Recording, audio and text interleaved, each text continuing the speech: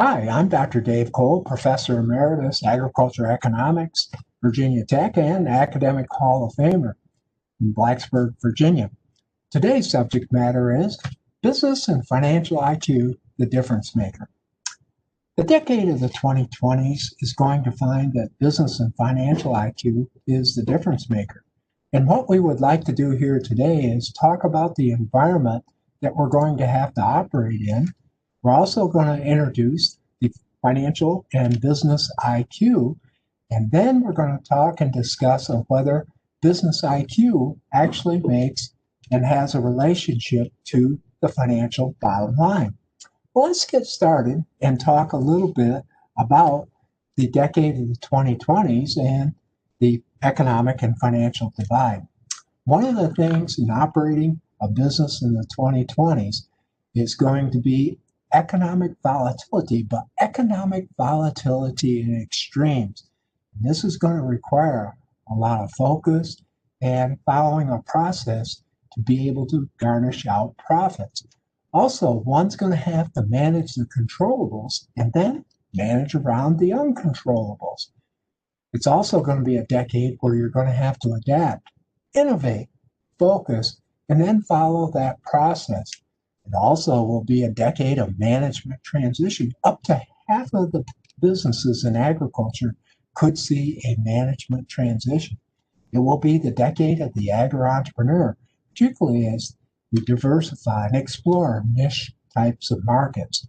Now, with that being said, here are some of the views from Cyberville for the decade of the 2020s and beyond.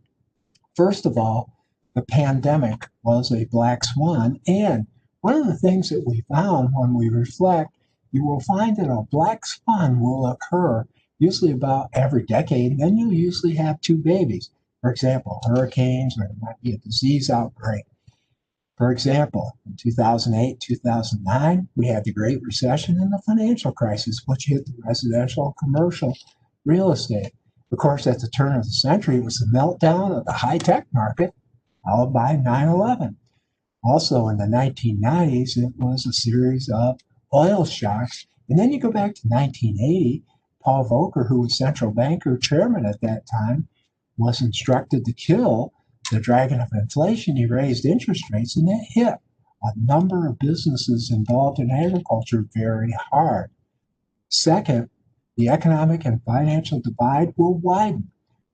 One of the things that we're finding right now is a certain segment of producers are dialed in, and compounded with the stimulus checks from the government, they're having the best year they've had since the great commodity super cycle. We've got another segment that, the government checks have basically bridged the economic gap.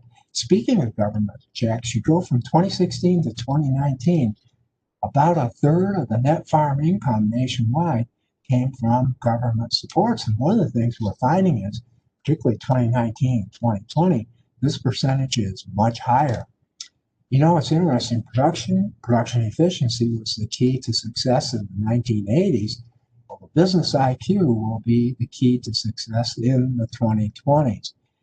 With all of this, we're starting to see four segments in agriculture in rural America. We're seeing the large commercial operation consolidate, but oftentimes these are large family farm businesses. We're also seeing the traditional farmer out there, but new markets such as the value-added niche market and the lifestyle producer or the rural entrepreneur. Regardless of the segment, this business IQ is going to be very important. Now, let's move on and talk about the top 20 and the bottom 20% of profitability in agriculture. I refer to the FinBen database out of the University of Minnesota, which covers 22 states with thousands of farms, and they go back to 1996 through 2019. One of the things that you will notice, there's always a top 20% and a bottom 20%. And for example, in the years 2008 to 2012, the top 20% really garnished a lot of profits, but you'll notice the bottom 20% even made money. And here's a reflection.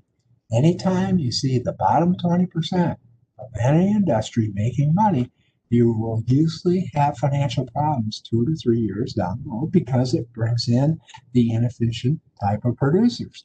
Now, I bet you're asking, what are some of the characteristics of the top 20% versus the bottom 20%? And think about your business. The top 20%, they'll carry more debt, but they often have a high business IQ, which we'll illustrate a little bit later. They have strong working capital, but the working capital is internally generated through profits. They'll have strong production and operational efficiencies, but they're very good at what they call earns and turns. In other words, they turn their capital assets, but they also have margins. And when you put those two together, it's equal to rate of return on asset or profitability. Now let's contrast that with the low 20%. Oftentimes they'll carry less debt and have higher equity, but because of profitability and cash flow issues, they often have to refinance and restructure to generate working capital. Sometimes they'll have high government payments to net farm income, but one of the characteristics is marginal or weak production and operational efficiency, often related to the lower business IQ. And of course, they'll have lower financial liquidity, and that liquidity is often generated by the lender through a restructure and a refinance of debt. Now, let's move along and talk about the management mindset or the cranium. And I want to contrast producer A to producer B. And think about where you kind of stand. Producer A, when they meet with the lender, they often ask, how do I compare year over year? But one of the things is before they even see the lender, they kind of know how they compare because they'll do a trend analysis of their financials. But they want to know, how do I compare to other producers? And that's called benchmarking. Also, they're very inquisitive.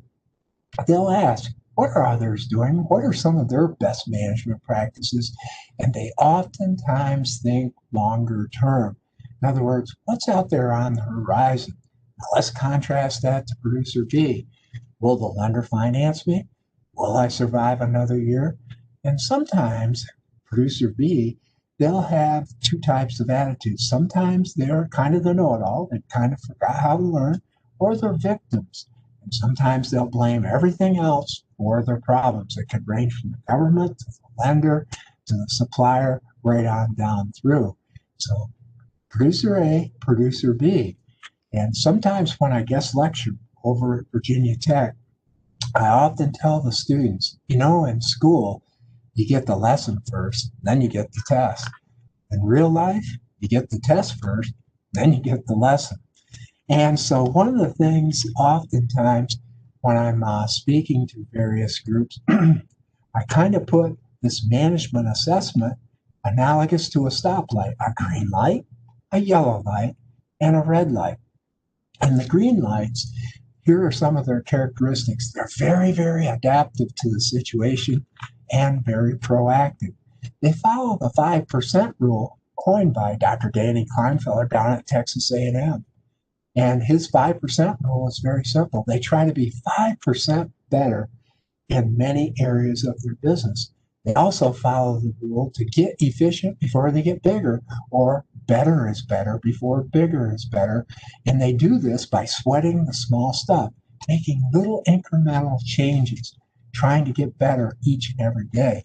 Oh, they're very astute at planning, strategizing, but executing the plan, and then monitoring the results. They're very, very process oriented. And in the whole context, they depend on advisory teams, the crop or the livestock consultant, the lender, the financial consultant, kind of as assistant coaches, feeding them information so that they can be proactive in the marketplace. Now let's go to the yellow segment, kind of the caution segment. Their success oftentimes comes from their family business, 4, 5, 6 generations, or it's location, location, location. In other words, their land is appreciating dramatically.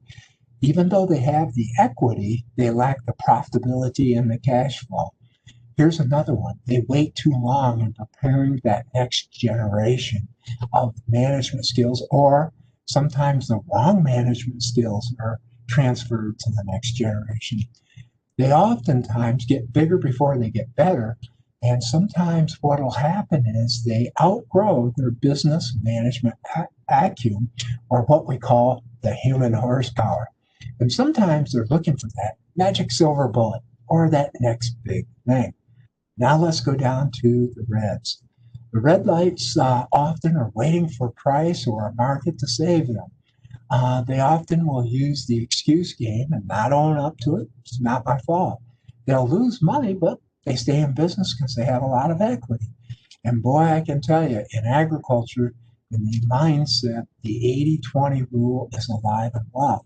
80% of your profits often will reside in the green and the yellow segment versus the red segment.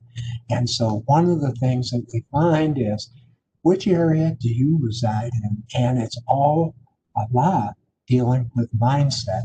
Now, let's move on and introduce you to a very powerful tool. It's one of the tools that we developed about 3.5 years ago.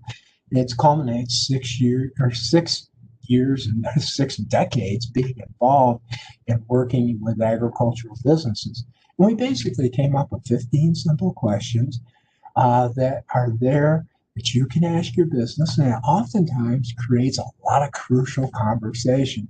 Let's go through some of the questions that you need to ask your business and the managers. Do you know your cost of production? But better yet, do you know your cost of production by enterprise, particularly if you're a diversified business, because you want to deploy your resources where you get your biggest bang for your buck. Here's the next one. Do you have goals, business, family, and personal? Or you want to expand it? It'll be mental, physical, and spiritual. In other words, bringing balance to your business, your family, and your personal life. And are those goals in writing? It's interesting in working, as I mentioned, 6 decades. One of the things that we found in agriculture, about 20% of operators will actually have goals and have them in writing.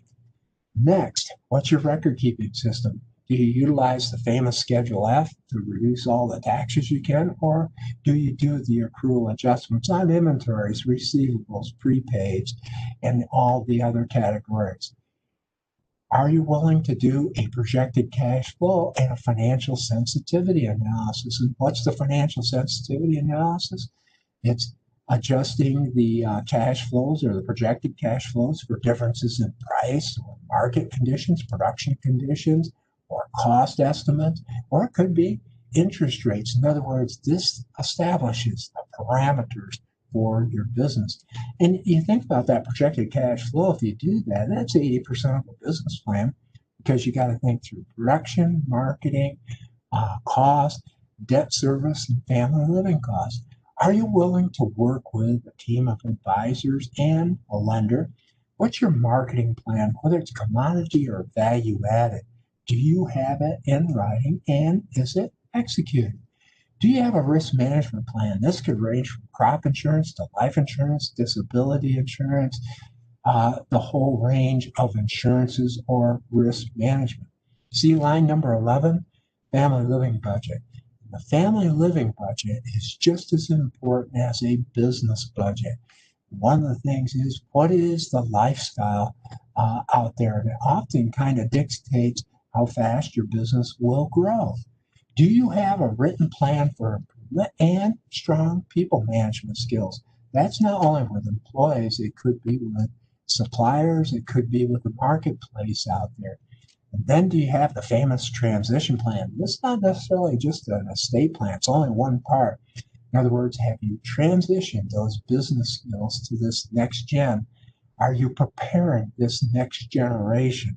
And is it in writing, and is it tweaked every 5 years? Also, educational courses and seminars. We recommend at least 5 per year.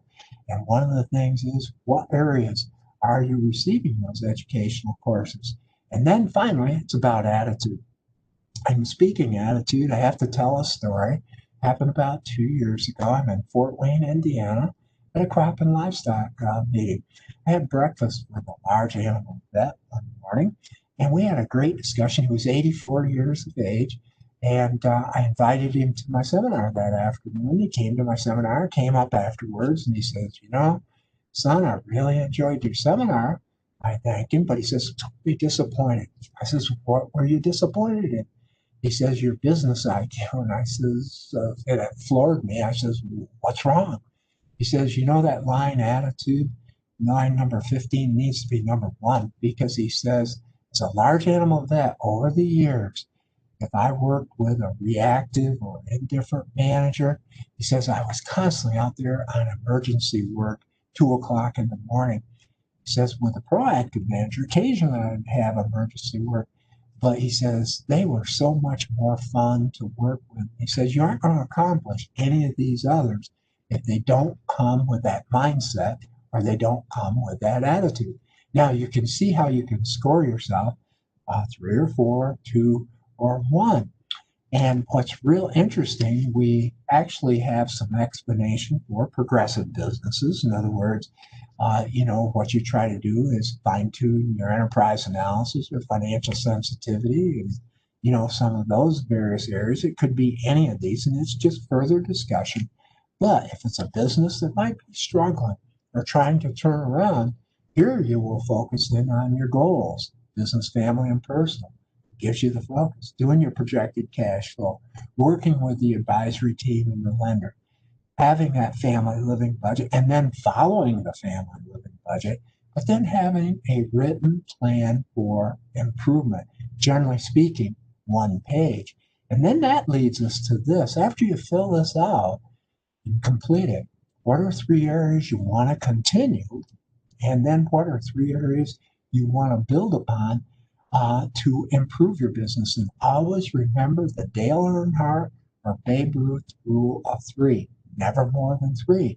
Because oftentimes when it's more than 3, one of the things that will happen is it's too overwhelming. And so we recommend that you keep it to 3.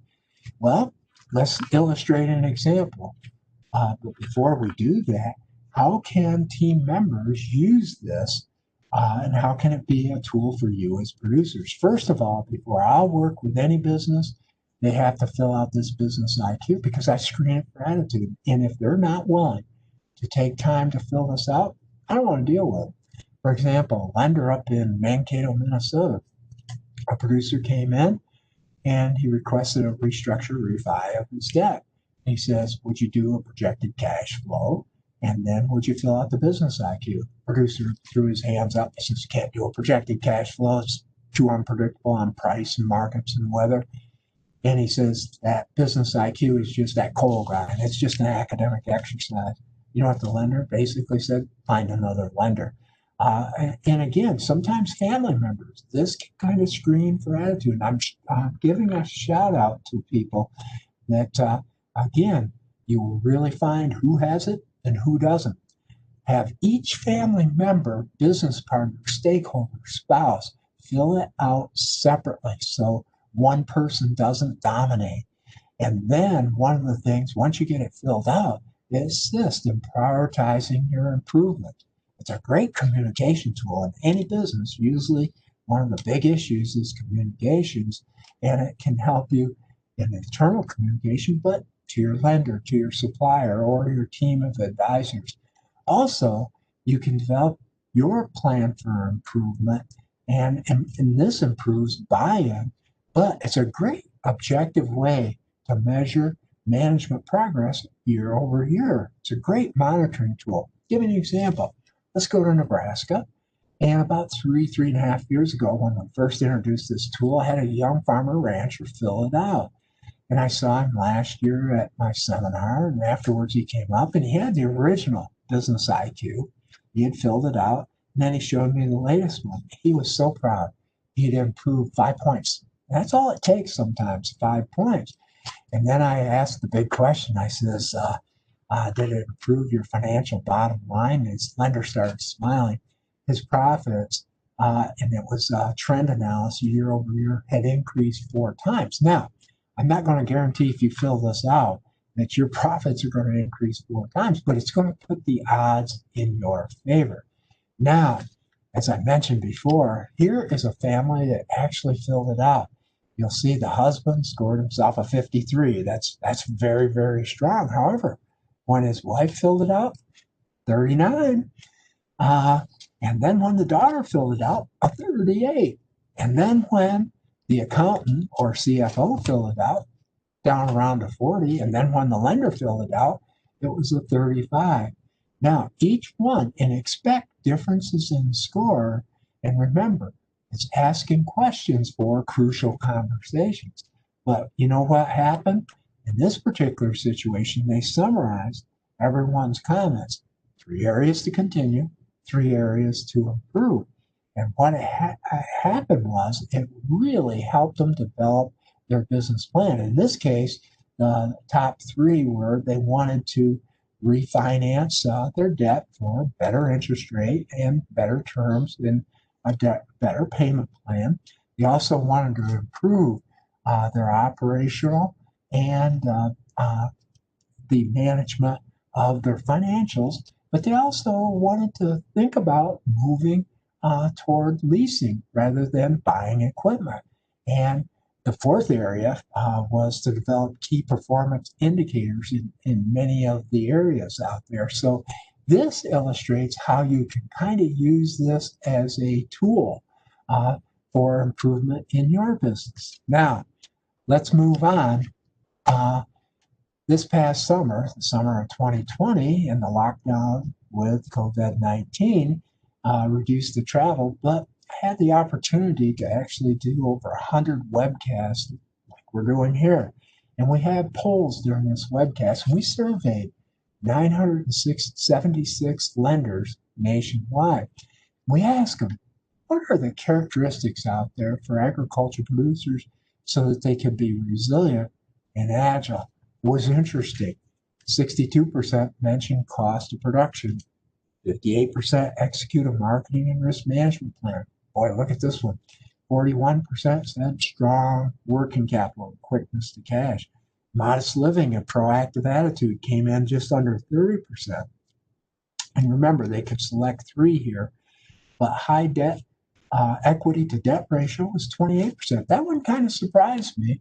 And the use of an advisory team and good communications was 21 and 16% respectively. But many of the lenders said oftentimes when there's communication problems, the other factors or the financial ratios will actually be less because, again, there is not that common culture where they're communicating. And again, that's where this business IQ comes back in and helps with the communication, or it underlines some of the potential communication issues.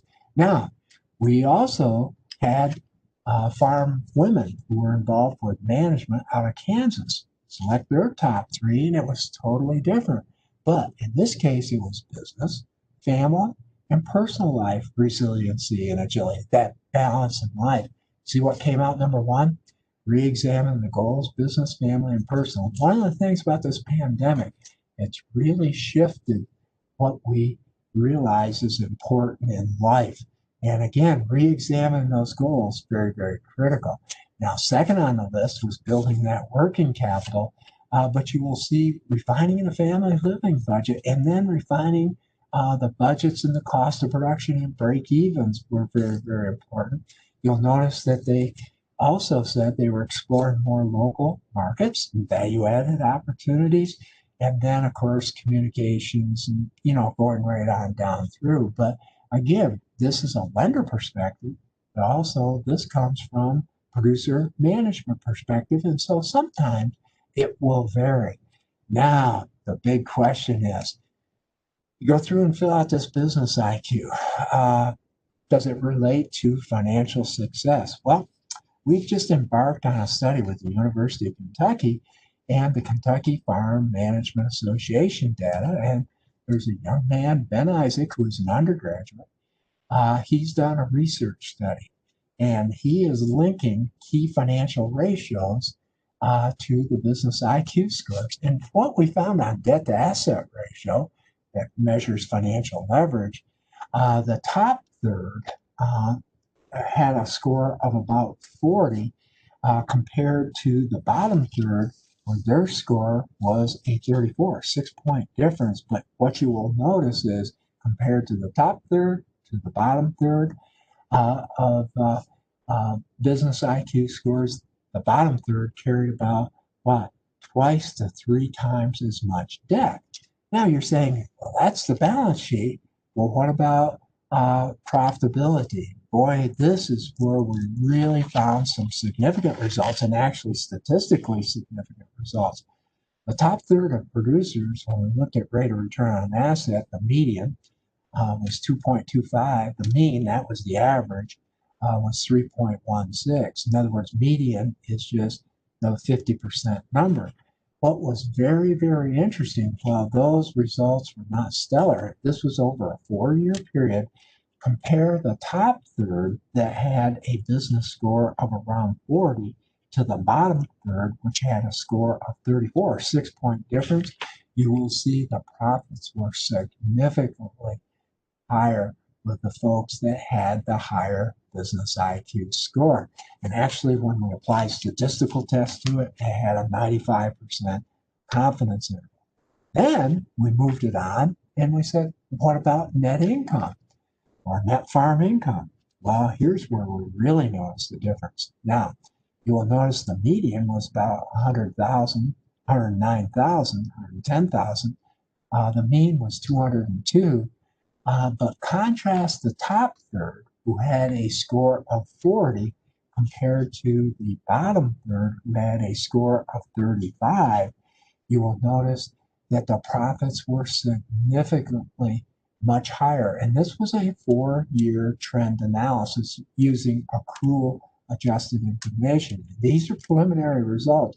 We're actually taking the study even further. So the answer is, according to this study, yes, there is a relationship between the business IQ and some of the key financial ratios that oftentimes your agricultural lender or the astute manager with the management mindset will use in their business for business improvement. Now, let's kind of conclude down here and develop your action checklist for the 2021 kickoff. It comes in 5 areas. First of all, one of the things that's going to be imperative is to get your goals down in writing: business, family, and personal. Remember, 3 goals, each one of those areas. And if you want to expand it, mental, physical, and spiritual. In other words, creating that balance in life. All right. And you got to remember, if you do this, you're going to be ahead of 80% of agricultural businesses across the country. Here's another one. By January 15th, do either a December 31st or a January 1 balance sheet. You do it, not your lender. Very, very important. You can see, did we progress? Did we regress? Also, develop an income statement for 2020, but it's more than a Schedule F tax statement or a Schedule C if you're a small business. In other words, here's where you'll do your inventory adjustments, accounts payable, accounts receivable. It's an income statement. And then one of the things is what percent of your income or net income came from a government check. Remember what I mentioned before. Then remember what I said, 80% of a business plan is doing a projected cash flow. And you can do it either monthly or quarterly. And you'd say, oh my goodness, I can't do it. I'm overwhelmed. Well, folks, it makes you think through your production schedules, your cost schedules, your marketing schedules, your debt service, your family living withdrawals, or occasionally capital purchases. And that projected cash flow, remember, is 80% of a business plan. What I like to do in business is take the projected cash flow and then throughout the year compare it to actual results. And then, you know what the final action step is?